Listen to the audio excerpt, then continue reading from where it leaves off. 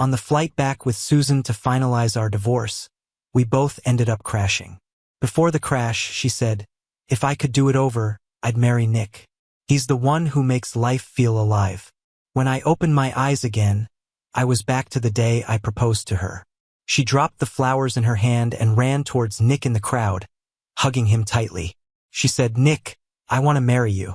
I realized she had been reborn too. As she wished, I let them be together. But later, she regretted it, begging me to take her back on her knees. Nick hugged her tightly, nodding in disbelief, tears of joy falling as they embraced. The clueless onlookers all cheered and congratulated them. Yet, someone in the group expressed confusion. Wasn't today supposed to be when Jackson proposed to Susan? How did it become Nick's turn? Yeah, isn't Susan dating Jackson? He invited us here for his proposal, so what's going on now? Did she reject him on the spot and choose Nick instead? Seems like it. TSK. After being a nice guy for years, Jackson still got rejected. Pretty awkward. The two embraced for what seemed like forever. Susan then took the microphone. "Thank you all for witnessing our love today. I didn't realize my true feelings before, but now I do. I've always liked Nick. I missed my chance with him before, but I don't want to in the future. I'm willing to spend the rest of my life with him, holding his hand till the end." She gave me a calm look, saying, "A forced love isn't sweet.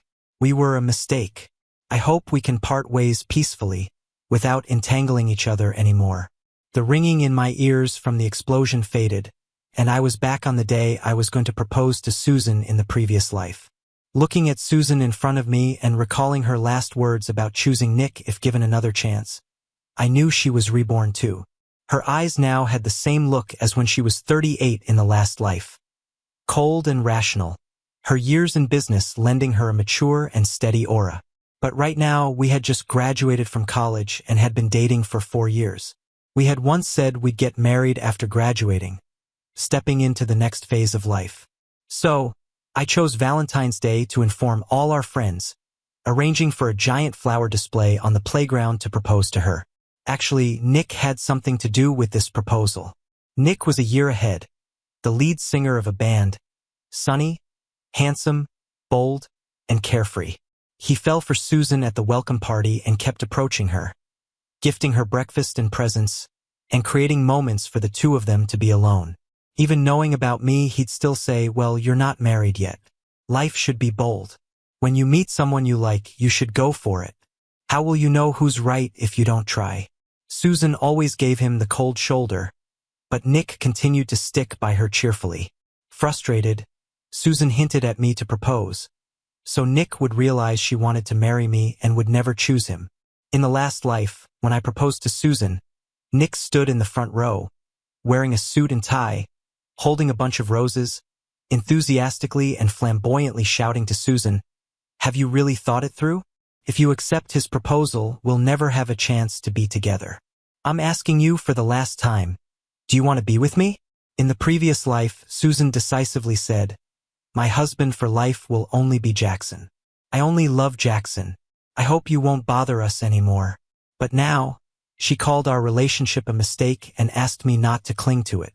Facing the curious looks of the crowd around us, I calmly said to them, "Of course, from this moment on, we're over. From now on, the bridge is the bridge and the road is the road. We have no ties anymore." Hearing my words, Susan let out a sigh of relief. Nick spun her around excitedly, saying, "I knew it, you were meant for me. But you made me wait so long before agreeing to be with me, you have to make it up to me. All right, what do you want? You have to be in the audience every time I sing." "Easy, no problem. You and Jackson had that mountain declaration and romantic beach thing. You need to do one with me too. Okay. I want you to post on social media, telling everyone you like me." "No problem." Susan looked at him lovingly, as if he was a treasure she had lost and found again. The crowd clapped and cheered. "Kiss, kiss, kiss." My roommates felt for me. Susan went too far. Isn't this cheating right in front of everyone? Talking all righteous, but why now? Why not before the proposal? This is just sickening. Exactly. Inviting all classmates here for a proposal and then breaking up in front of everyone. jumping to the next guy seamlessly, a textbook example of a player. I turned to them, saying, "Let's go. Didn't you say there's a bar opening today? Let's go, it's on me." Watching me drink one glass after another calmly, they worriedly advised me to let it go, saying I shouldn't be sad over someone like that. Goodbye then goodbye. There'll be someone even better. I smiled, holding on to them, saying that I was actually happy. Leaving her truly made me happy. Susan and I grew up next door to each other. We were childhood friends from families of similar backgrounds. Everyone assumed we'd end up together because our families did. We encouraged each other through everything. We promised to start dating once we got into college and marry after graduation. It all seemed to happen naturally. But in our last life, after we got married, life got busy with work, everyday chores, and raising kids. Gradually, our relationship faded. Susan often said life felt too smooth and lacked excitement. Meanwhile, Nick became a popular rock singer. Susan was captivated by his passionate performances at music festivals.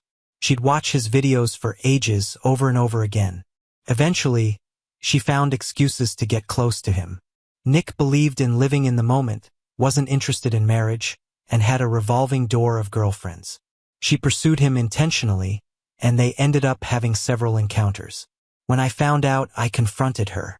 Surprisingly, she suggested that I find someone else too. She didn't care anymore. Her indifference towards me and neglect of our children was exhausting. I asked for a divorce. Initially, she resisted because dividing our assets was complicated, but she eventually gave in. Her parting words were ironic. She said being with someone free-spirited like Nick was true happiness. She claimed the 2 weeks with Nick brought her more joy than her entire past. According to her, I've always been too logical and stuck in a routine, unable to experience a vibrant life.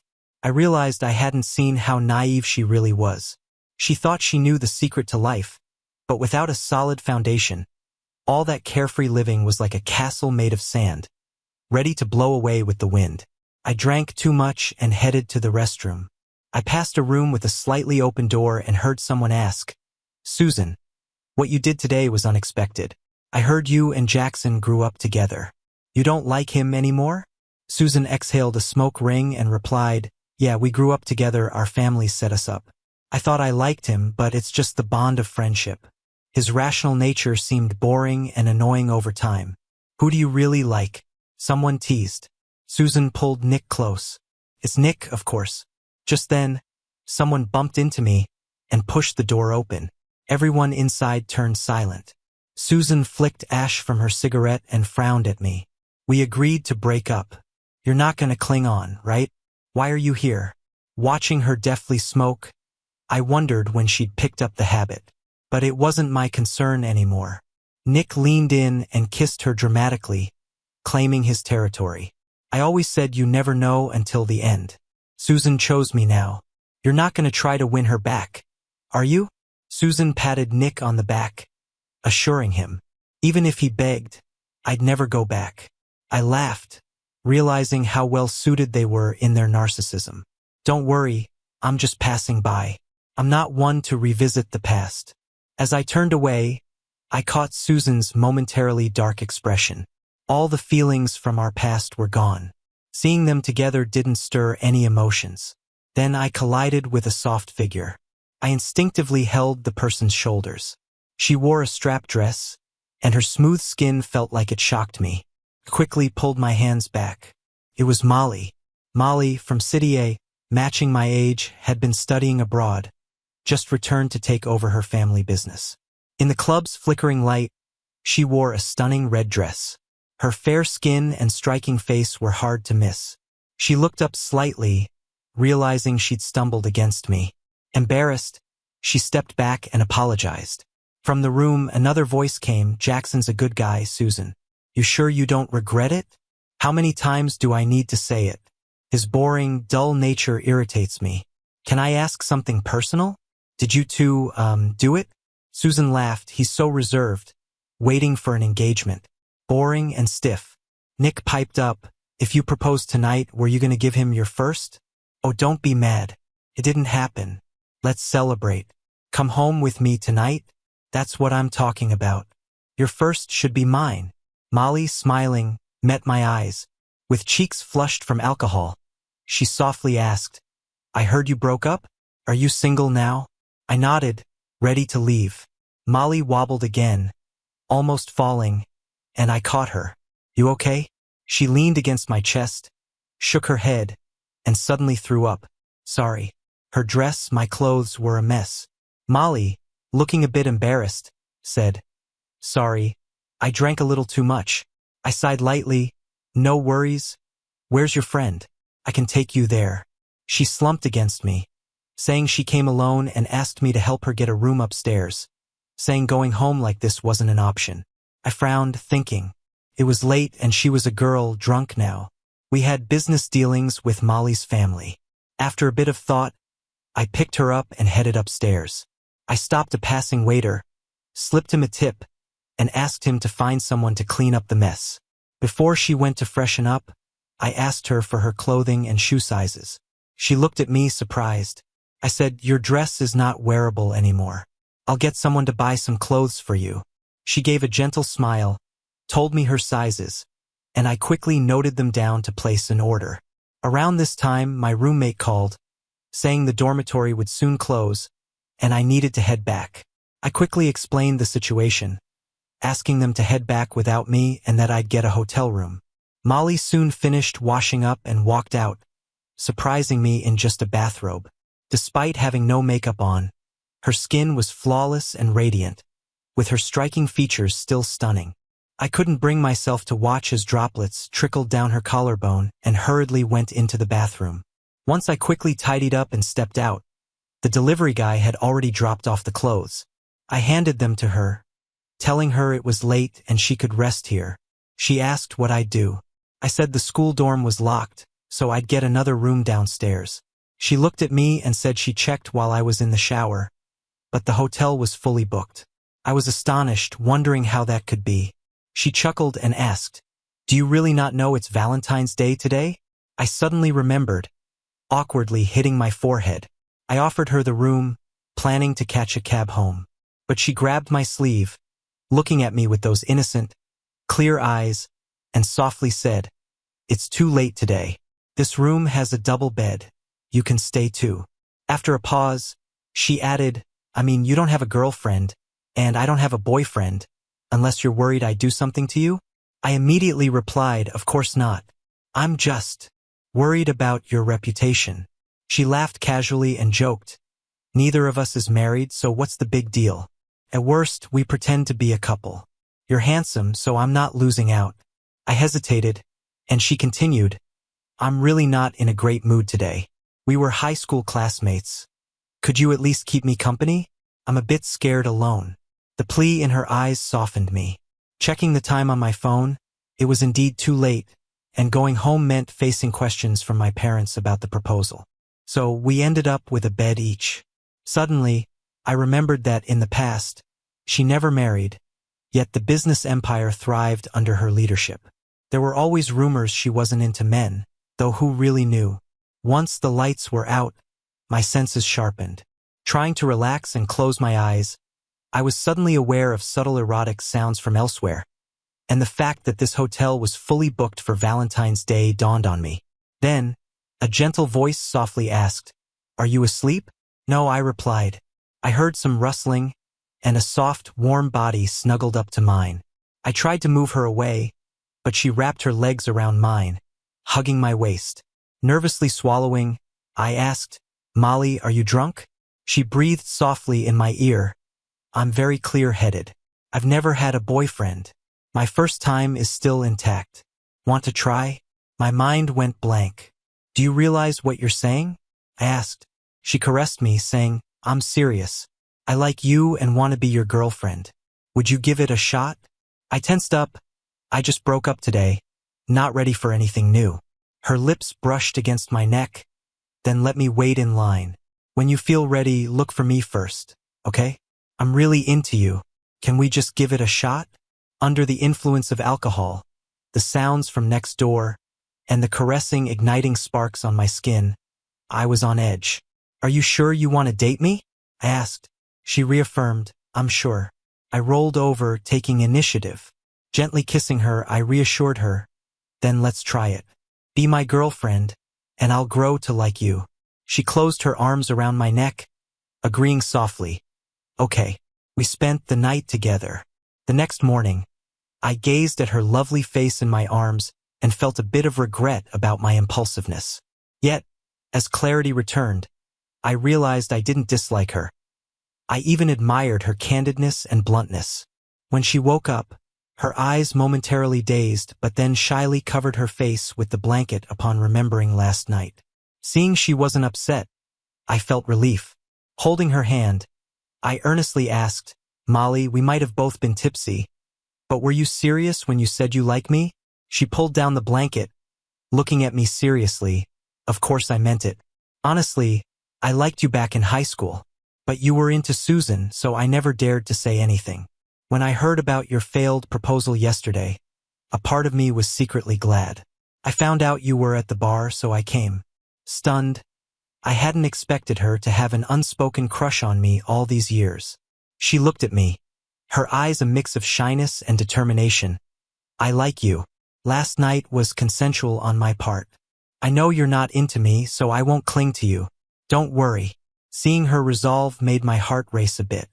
Even though my breakup with Susan was fresh, feelings had faded long ago, so I hadn't felt this kind of heart flutter in years. I earnestly told her, "Maybe I don't like you as much as you like me now, but you're great, incredible. I think I could grow to like you a lot. So, could you be my girlfriend and give me this chance?" Her eyes sparkled with tears of joy. "Yes, I would." She had driven here yesterday, handing me the car keys. I was puzzled. "You're not driving?" Blushing, she pouted and said, "It's your fault from last night. My back's still a bit sore." I stepped forward and gave her a kiss on the lips. "My bad. Why don't you relax in the car? I'll drive." I asked her, "Where are you heading? Let me give you a ride." She thought for a moment. "I don't have much going on this weekend. Can I come with you to your school?" "Of course you can. As a senior, I don't have any classes left. Today, I just plan to move my dorm stuff back home and start working at the company again." Unexpectedly, as soon as we arrived at the school, we ran into Susan and Nick.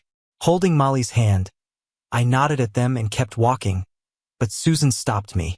"Where were you last night?" "That's my business, Susan. Aren't you prying a bit too much?" She didn't look too happy. "Someone saw you and a woman head to a hotel room upstairs last night. Was it her?" I replied calmly, "I'm free to be with whoever I want. If I recall correctly, we broke up yesterday. And this is my girlfriend, Molly." Susan moved to slap me. "We just broke up and you went off with another woman to a hotel. Were you trying to get under my skin?" I furrowed my brow and blocked her hand.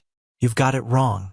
I have no feelings for you anymore and I wasn't trying to upset you. Being with my girlfriend yesterday was totally natural.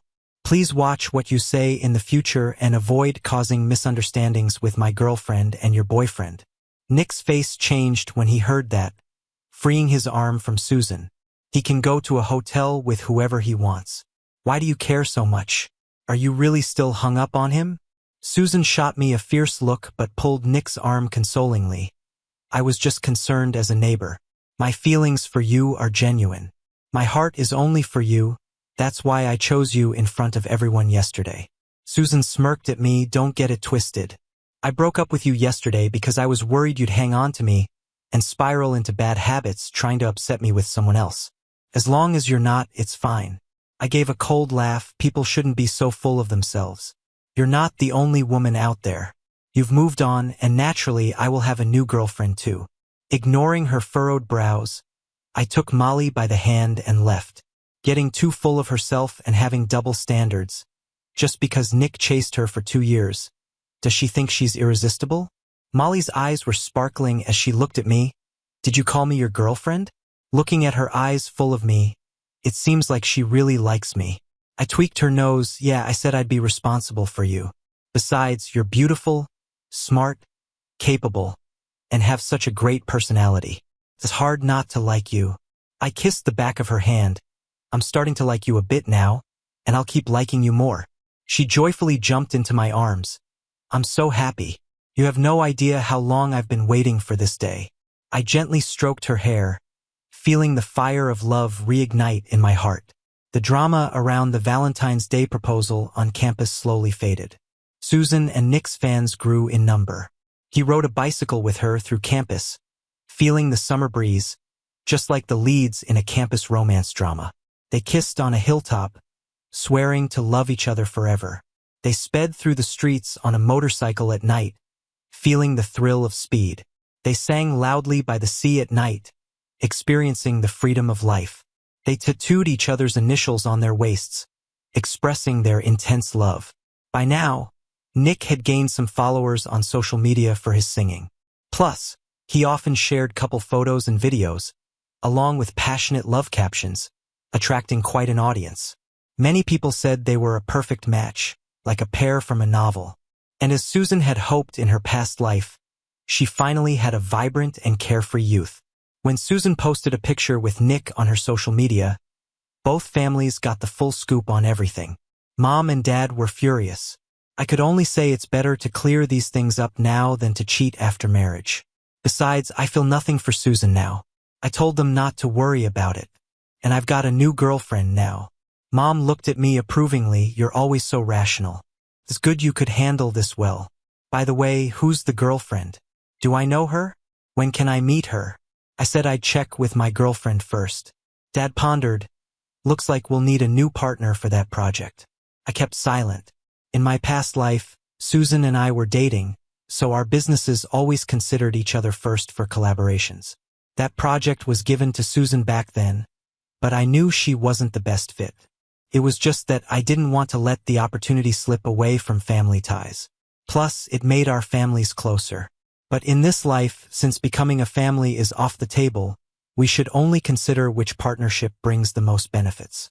During college, I worked part-time at the company, which made transitioning to full-time after graduation a breeze. Besides the daily grind, I'd hit up business events, gaining experience and expanding my network. This weekend, I attended an elder's 80th birthday party. After greeting a few family members with Dad, I found a quiet spot to rest. That's when Susan's sister approached with a drink. Didn't think my sis would break up with you. I replied plainly, the end of a journey. She took a sip, eyes evaluating. Heard Jackson's project hasn't found a partner yet? I shook my head, no clue, Dad's handling it. She seemed to catch on. Chuckling softly, my dear sister threw away a winning hand. She might not even end up with the short end of the stick. I offered no comment.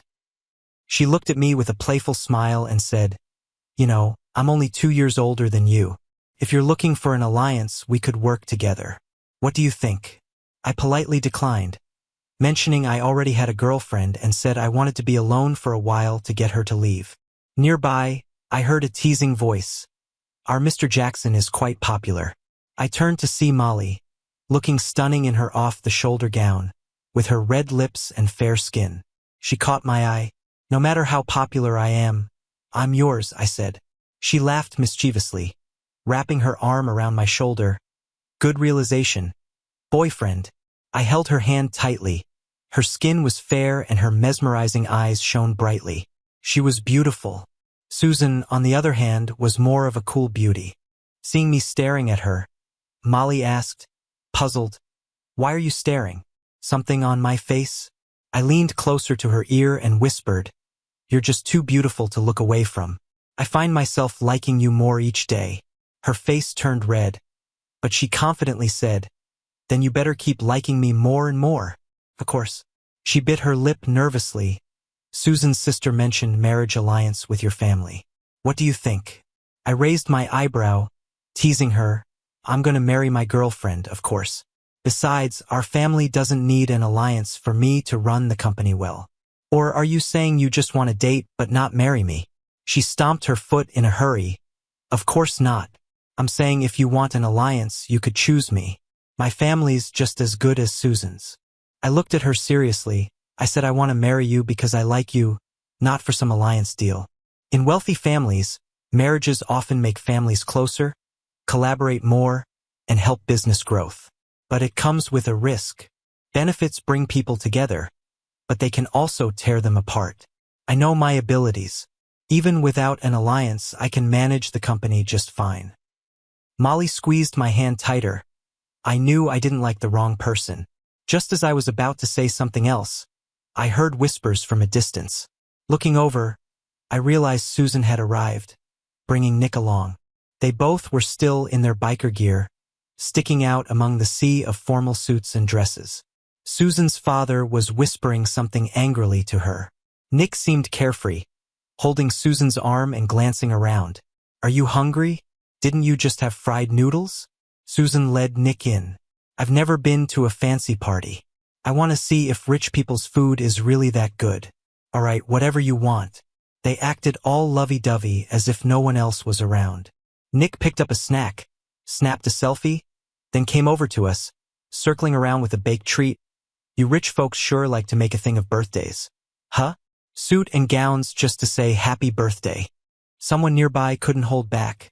"That's just how you dress for events. It's polite, and you're here in biker gear with messy hair. You're the one being disrespectful." Nick ruffled his hair. "I'm all about that laid-back vibe. The birthday dude even said we're the breath of fresh air, youthful and genuine. Unlike you guys, pretending every day. Isn't that tiring?" His words sparked anger among those who heard, not to mention toward Susan. She shielded Nick, saying, "Nick is straightforward. Hope you don't mind. But he ain't wrong, you know." In her past life, she was top dog, used to flattery. But now, being cold like this without being a part of the family business made people unhappy. Someone her age asked, "Susan, what do you even see in him?" "Jackson's got it all sorted: status, looks, skills." Suddenly, all eyes were on me. Susan frowned my way first. "Jackson's great, but Nick is the best for me." Then she grabbed Nick's hand, saying she loved his openness, making her happy and relaxed. Nick boldly planted a kiss on her right there, shocking everyone. Someone scoffed. "What is this? A soap opera?" I heard later, after the party, Susan's dad was mad. Told her to break up with Nick, apologize to me, reconcile since I was better for her career. Susan refused, leading to a heated disagreement. I, however, was relieved. Susan was off my radar entirely. She should rather stick with Nick, don't turn back to me, or I'd feel sick and lose sleep. In the end, my dad decided to work with Molly's project, and she joined the team. He had nothing but good words for her skills. When she first came over for dinner, my parents were impressed. We thrived in our companies, stayed in touch, our love growing stronger. 2 years later, I planned a grand proposal, inviting friends and family, asking Molly to marry me. She tearfully said yes, and we hugged in joy. Throughout those 2 years, Susan and Nick lived joyfully. They got married just 6 months in and even live-streamed their wedding. The Nick who swore off marriage finally did, with Susan, the one she boldly claimed to marry. We have different pursuits and lifestyles now, and I thought that was the end of it. But life seems like a book of mistakes, and there's always someone who ends up undoing everything they did before. Susan started working at a company, and Nick became a rock singer. I've heard from friends that they've broken up and gotten back together multiple times. Their fans keep growing, and with Susan's background, their relationship frequently makes it to the trending topics. Yet, the news about their recent breakup hasn't stopped. There are pictures of Susan and Nick arguing, and videos of Nick dancing closely with other women in bars. I just skimmed through it like tabloid news and focused on my busy work and wedding preparations. After work, Molly was holding my hand and we were about to leave when I got a call from an unexpected number.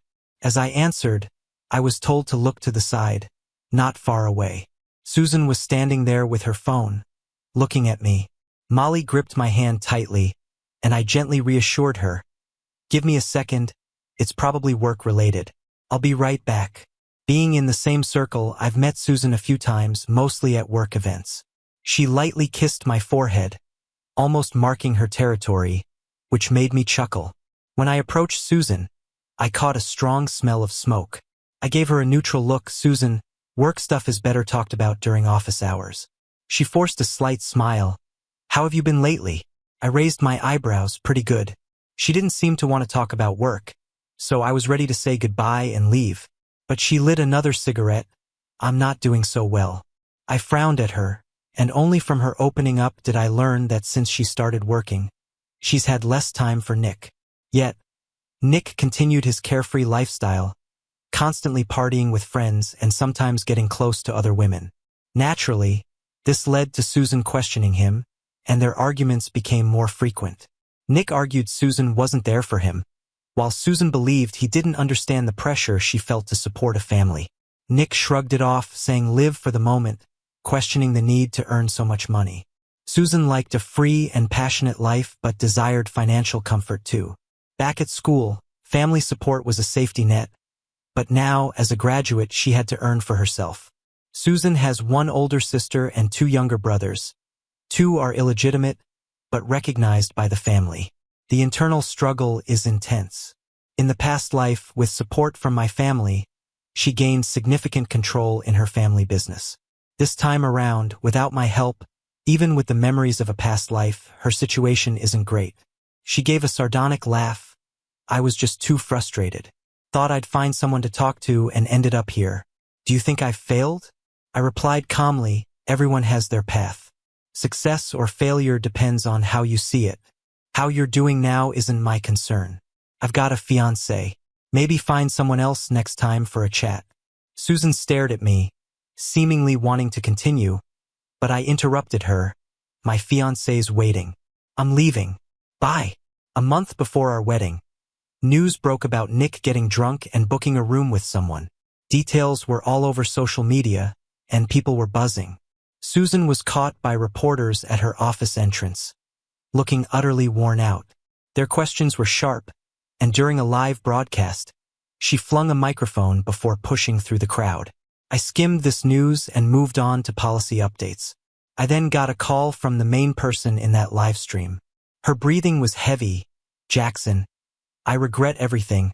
Can we get back together? Susan, there's no more feelings between us. Don't say things like that. But in the last life, I was your wife. We were meant to be together. Her tone sent a chill down my spine. I don't know what you're talking about. If it's not work-related, stop calling me. After I hung up, there was an unsettling feeling in my gut. The next day, I couldn't reach Molly, which was unusual. Later, I got a call from Susan, claiming Molly was with her and giving a location. At the school's rooftop, Molly was pinned near the edge by Susan, shaking her head no, gesturing me to leave. I faced Susan, barely containing my anger. Susan, what do you think you're doing? This is kidnapping, you know that? Susan looked at me steadily, then suddenly fell to her knees, speaking softly. Jackson, I made mistakes. The one truly meant for me is you, not Nick. Can we start over? Planning my next move, we could, but let Molly go first. She glanced at me with a slightly deranged smile. You're lying. If I let her go, you won't be with me, right? Standing up, she laughed almost carelessly. Doesn't matter if you say no. Jackson, do you believe in past lives? We were married. We were happy with a perfect family. Everyone envied us. This life has been a mistake, and now I want things to go back to how they were. I felt a cold jolt. What does she mean by that? Susan looked at her watch and said there was half an hour left before we could start over. I glanced at my phone, suddenly remembering my plane crash in a past life was only half an hour away. I stared at Susan in shock. Are you crazy, Susan? You've chosen the life you wanted. Just because things aren't going well, you want to risk your life to reincarnate again? Do you know when I was reborn? I was right at the moment of proposing. If it had worked out, we would be married by now and we'd be happy. I gave a cold smile. Really happy?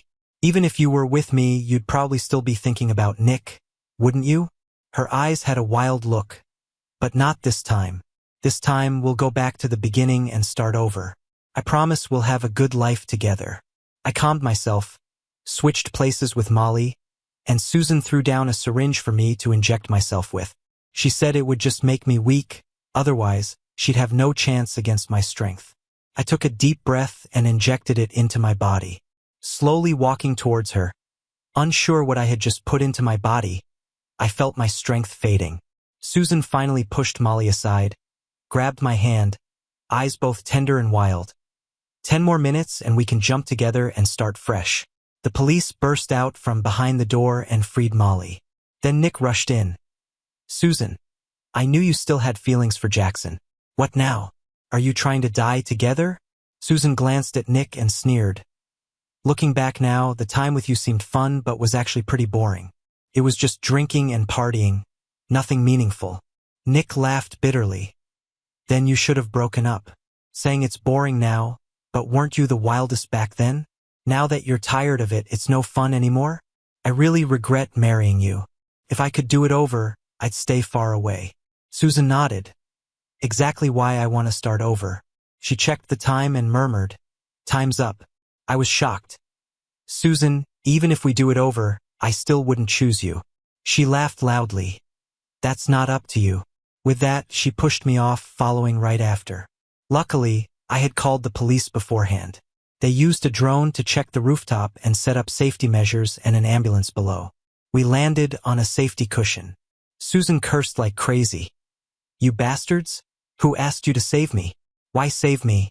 I spent half a month in the hospital. Thankfully, the drugs in the syringe weren't too harmful. Susan was diagnosed with a mental disorder, and her family admitted her to a psychiatric hospital.